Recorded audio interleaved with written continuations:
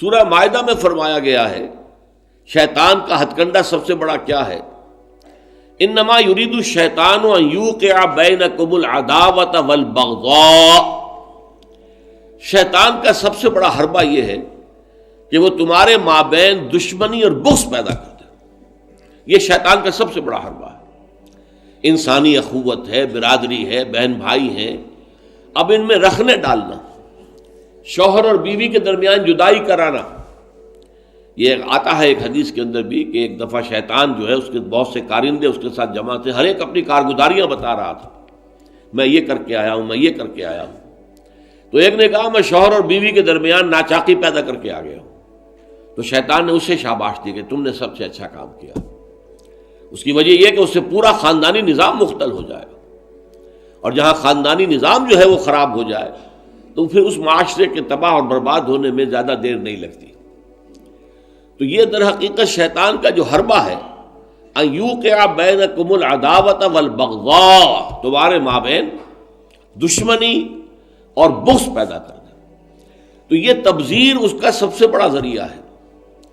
اب دیکھیے کہ ایک بہت سرمایہ دار بڑا شخص ہے اور اس کی بیٹی کی شادی ہو رہی ہے، تو جو کچھ ہو رہا ہے اس کو دیکھنے والے ہو سکتا ہے اس کا کوئی باورچی ہو غریب، کوئی شوفر ہو، ڈرائیور ہو اس کی کار کا، کوئی چوکیدار ہو اس کی کوٹھی کا، کوئی مالی ہو اس کی کوٹھی کا، اور ان لوگوں میں سے کسی کے ہاں ہو سکتا ہے کہ بیٹی جو ہے بوڑھی ہو رہی ہو اور اس کے ہاتھ پیلے نہیں ہو سکتے.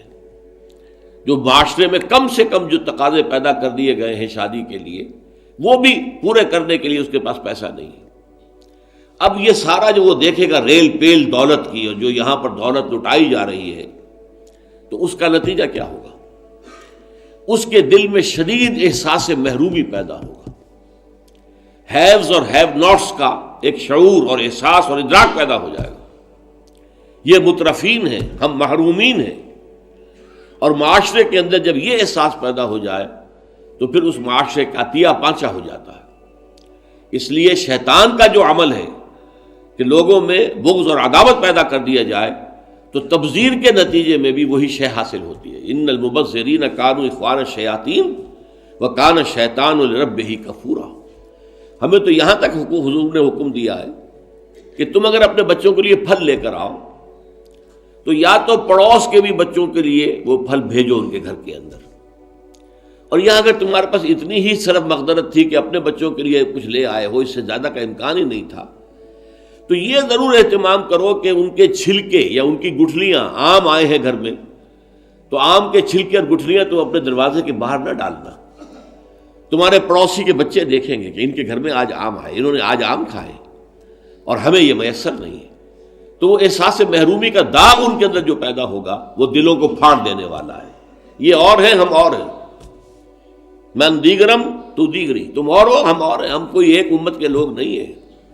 چاہے کتنے ہی واعظ آپ پلا دیں مسجد کے اندر کھڑے ہو کر انما المؤمنون اخوۃ، لیکن جب یہ شکل ان کے مشاہدے میں آتی ہے تو وہ کبھی ماننے کو تیار نہیں ہوتے کہ یہ گھر والا جو ہے یہ بھی میرا بھائی ہے.